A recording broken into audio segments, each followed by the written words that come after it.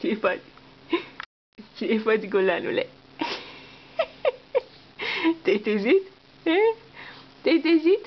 Iară, te uiți la aparat. Mama, te-ai trezit? Nu mai dormi, mă. Nu mai dormi. Gogoșarule. Gogoșarule. Gogoșar mic.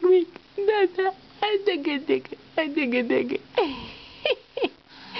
Ce ai la guriță? Ai vămat un pic? Ai vămat un pic? Lasă aparatul. Lasă-l. Alo. Am chemat tu. Goguț. Cine te-a trezit? Telefonul. Ai auzit telefonul, da? Și te-ai trezit?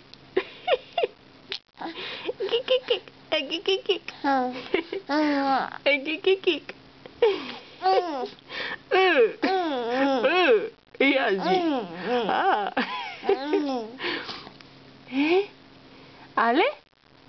Ale? Mama? Aici te uiți. Lasă-l ăsta. Alo? Digi.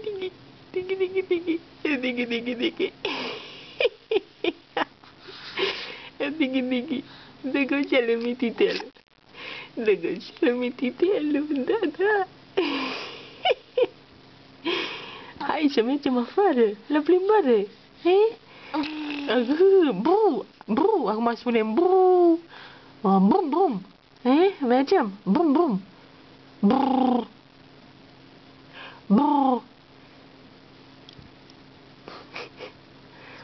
Așa, da.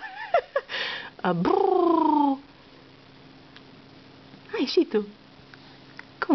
Cum a făcut mama? Brrr. Oi, domne. Brrr.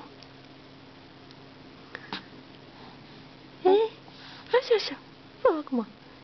Zi. Hai zi. Brum. Brrr. Brrr.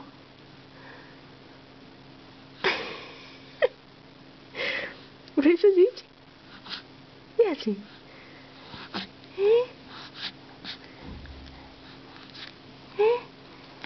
Cum zici?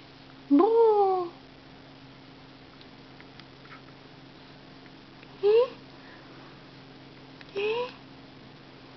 Găguță micuț. Da. Hai că l-ascund ăsta. L-ascund? Da? Nu ia zi acum. Ai, domne.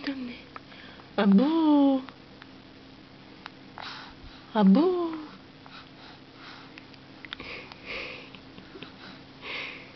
Da.